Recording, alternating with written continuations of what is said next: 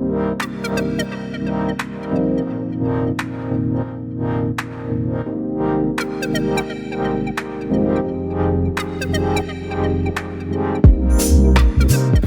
up, people? Welcome to another episode of Naija podcast, where chismis for governance, for the culture, for the future. So much has happened within the month. October was pregnant with activities, and we're here to unpack everything that has gone down, okay? But let me introduce myself. My name is Becca Beckins, and as per usual, I'm here with my amiable co-host. Becca is making me feel shy. Okay, my name is Adela, as you all know, and sure, this is the month of October, the month of freedom, and of course, the month of our independence. A lot of activities, and the most recent activity now is the Free Nnamdi Kanu protest. Whoa! Abuja was on lockdown. I was surprised, and it was how a lot of people didn't even know what was happening till the next morning. There's this particular blog that I follow called Abuja PR, and it was just like, lockdown tomorrow, no movement, spread the word. I was like, spread the word how? What is going on? And it just seemed like there was no vital information being passed across. Then Central Business District was blocked, Utako was blocked, Karunyanya District or Axis was blocked as well. And I was like, what is really going on? Only for us to know that it was the Nnamdi Kanu free movement. Actually, I think the thing was louder on social media than it was in real life. And I think the government were on the side of safety first. Yeah. That was why the police were at strategic places to like curb any action of violence or anything. But then on that day I was out, and the protesters were few, unlike what we expected. What we I think a lot of them were like in Wuse Market area. Yeah, I was in Utako first when I saw what was happening. And I just saw some people gathering. There were not too many, but then the police were kind of, protecting, guarding. But then tear gas everywhere, disturb the neighborhood, and no. I'm on a show, right? I don't think this is nice. You led that protest, and innocent people like us that just wanted to sleep. Our eyes. Or innocent people that just wanted to make their daily bread. You disrupted their activities. Yeah, a lot of activities were disrupted. And in my opinion, it was fruitless, because after that, nobody talked about it. Honestly. This whole Nnamdi Kanu situation has gone on for over a decade now. In 2015, he was arrested. In 2017, he was released on bail, escaped, and in 2021, he was caught in Kenya, even though, the situation around how he was transported back to Nigeria is being questioned. Yeah. But at the end of the day, he's been, in court since 2021 till date. And, it has gotten a lot of tongues wagging. Yes, because a lot of people will say, the court has said free Nnamdi Kanu. Yeah. But then I think the court is not vindicating him. The court saying free him is not saying he's vindicated or he's not a criminal. No. The court is just talking about the way he was extradited from Kenya. That kind of breach is fundamental human right. So let's get it straight. We're not saying the court said they should free him. No. They should free him, and then what? He should be going to court from his home. He's going to escape again. Once I escape, he always escape. Always understand. For some people saying, they are fighting freedom. I saw somebody on social media saying another thing. If you are saying free Nnamdi Kanu, are you saying the bloods that were shed from the activities of the IPOB? Are you justifying that? So if you are saying free Nnamdi Kanu, that is a very deep statement you are making there. It's not just about maybe trying to free somebody or trying to be a freedom fighter. Yeah. Are you checking the activities of this person? And the Nnamdi Kanu himself, is he even repentant? Oh, he's not. He's standing on his I don't want to use the word illusion. He believes in his movement. He sees himself as a prophet. So there's a lot of controversies and criticism attached to IPOB, and I'm going to break it down for you. So the Nigerian government has accused him and IPOB of inciting violence and engaging in activities that is threatening national security. Secondly, some sections of Igbos or Southeast community criticize his methods, like the sit-at-home orders issued by IPOB, because it disrupts, their economy and business activities. There are also legal concerns as well. His arrest, extradition, bail skipping, and detention rates, has, made people talk about the situation. And within IPOB itself, the, group, there are some fractions that are questioning Kanu's continuing his leadership as well. So there's a lot of controversies and conversations around this, but his current status is what has, drawn people from their homes to come out to the streets of Abuja. His detention remains a major flashpoint in Nigeria's southeast politics and security. Yes. His movement, that's the IPOB movement, continues to operate and remains influential amongst certain communities in the southeast of Nigeria. And, he represents a very large complex of intersection of ethnic identity, especially the Igbos. Yes. So the question is, how are they going to move forward? Should the law take its course, or should the government adhere to the cries of the people that are, that believe his movement? Because he acts like a terrorist, if we're going to be honest. If we're going to be honest, there are real terrorist activities, and he has actually made some kind of statement that indicts him, because in 2015 or thereabouts, he said something like burn down Lagos, burn down, and what happened during NSAS was like them carrying out the instruction Nnamdi Kanu gave earlier to burn down Lagos. And there was a video I also saw online where he said, bring the end of Wiki or something. So, are you serious? Strong statements like that. Now, he makes strong statements, yes, I don't think he should be released. Exactly. So, if you are saying free Nnamdi Kanu, I think you yourself, you should be checked. You're probably a terrorist. And for Omoyele arrest, something happened on the day of that protest that's making rounds on social media right now. Omoyele said, we are going to get Nnamdi Kanu out. We are going to get Nnamdi Kanu out of detention. He has to be free. And on that day, few people were gathered at Omoyele as leader of the protest. He was there, and boom, tear gas was shot, and Omoyele was the first person to run away. He ran so fast. Come on. I think he just wanted to be in the news. Yeah, somehow. And right now, if you call Omoyele a content creator, to me, I humbly agree. I don't think there's anything vital he has achieved within the past 7 to 10 years. I'm just like, do better, sure. Yeah, honestly, because there was a time I actually believed in this man. Same, but I just like. Yeah, but then lately I've been saying, probably we don't. Things are not adding up in my opinion as well. I actually do agree with Adela on this one. Anyways, let's move on and talk about Nigeria's sector economy when it comes to Shell and gas. That's big. Yeah. That's big.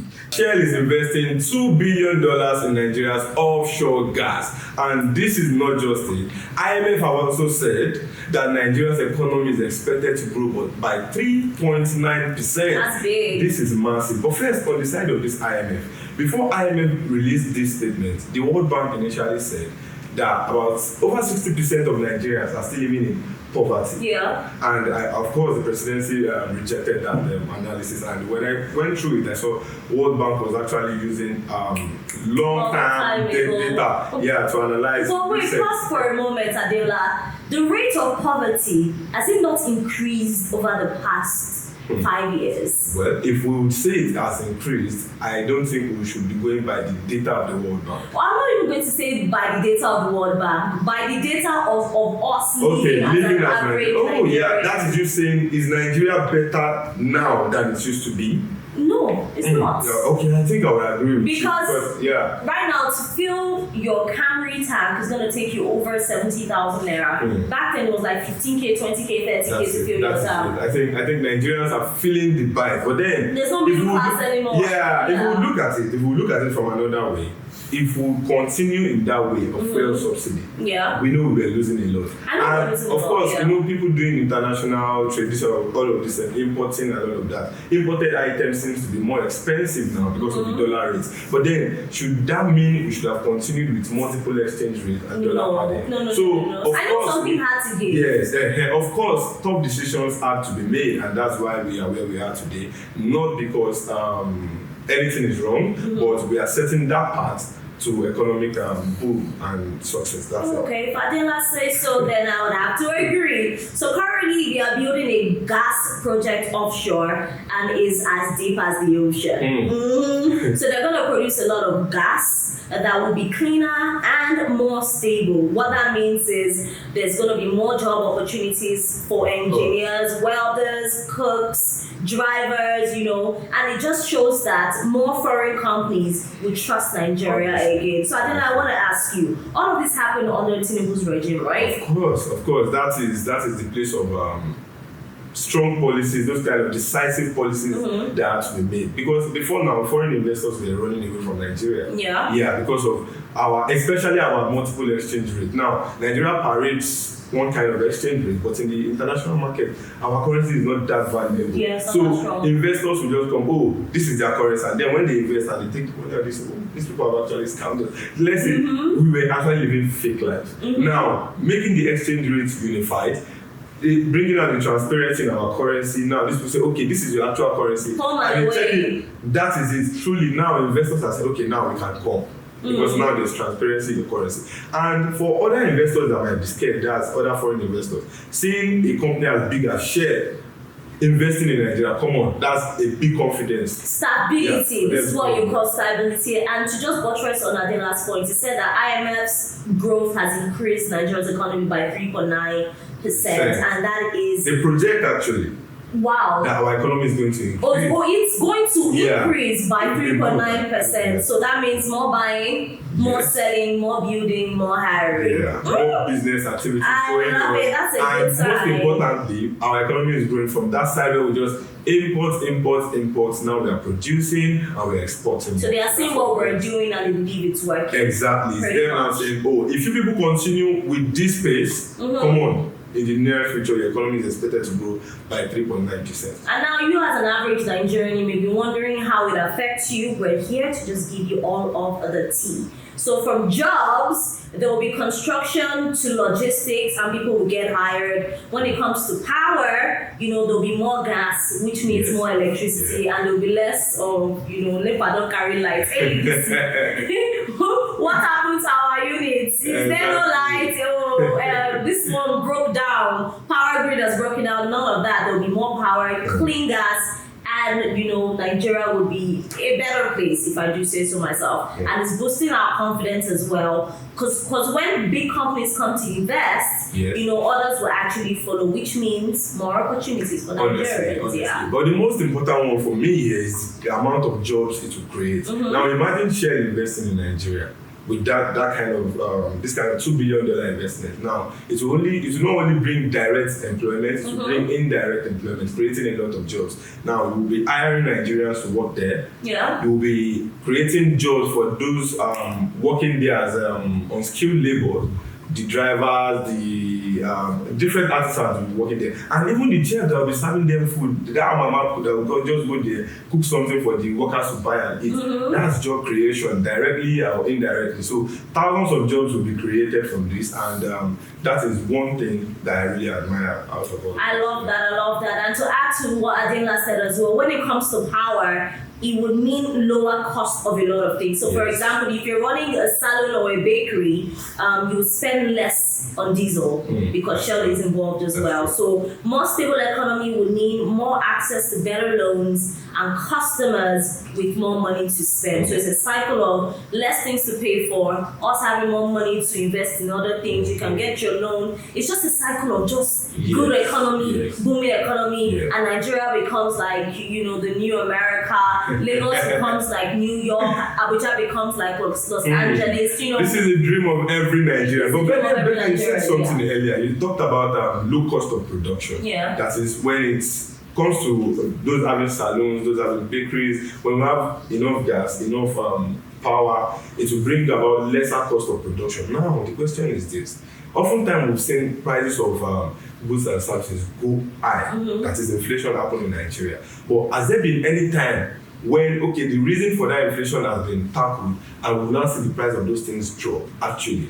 I will use the typical example, bag of rice. There was a time, I think as last year, December, bag of rice was about 75 to 80,000 naira. Now it's within 50 to 60K. So that literally answers your question. There's been a time where, and it was due to the value of naira, right? So pretty much if things like that can be tackled, and now there's a very stable rate of naira to dollar, exchange rates, then things like that when it comes to inflation can't be Exactly. So with time, the effect will ripple, and the people at the grassroots will also feel the impact. But one thing that I want to be put in place is people that would actually monitor this process, because hey, sometimes Nigerians can tell you their exchange rate for them to have bought maybe the iPhone 17, for them to have shipped, and custom rates is why they are now selling it for maybe 2 million instead of 1.5. I hope there's a regulatory body that will ensure that when inflation comes down, the price of goods comes down as well. I'm talking about iPhone 17 is a buzz around it already.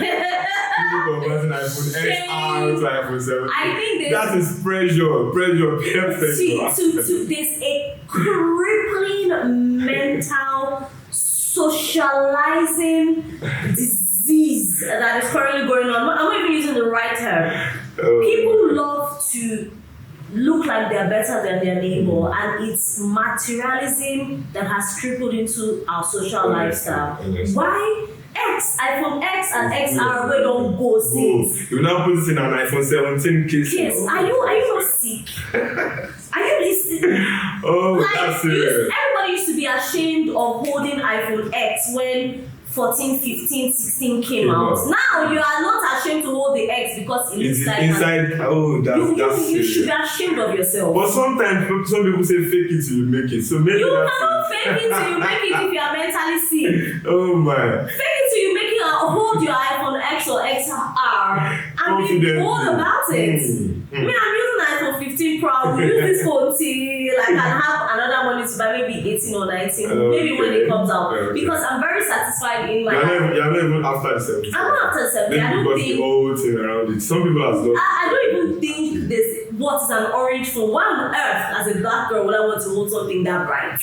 That's how I see it. Camera quality is not much from 15 or 16. Yeah. So what's the buzz? Like, we just create so much illusion in our heads. Rather than us focusing on who is holding which phone, tap into the opportunities that we're bringing to you here on Naija Pulse podcast. And get informed. Most importantly, get informed, because a lot of opportunities flying around, Nigerians don't even know about it. Yeah. And that's why here on Naija Pulse podcast, we bring opportunities your way, we bring right information your way, and always make sure you follow us on every of our social media. And that is on period. Speaking of our social media handles, follow us on Instagram at Naija Pulse Podcast, on X at Naija Pulse Pod, on TikTok at Naija Pulse Podcast, which is growing fast, by the way.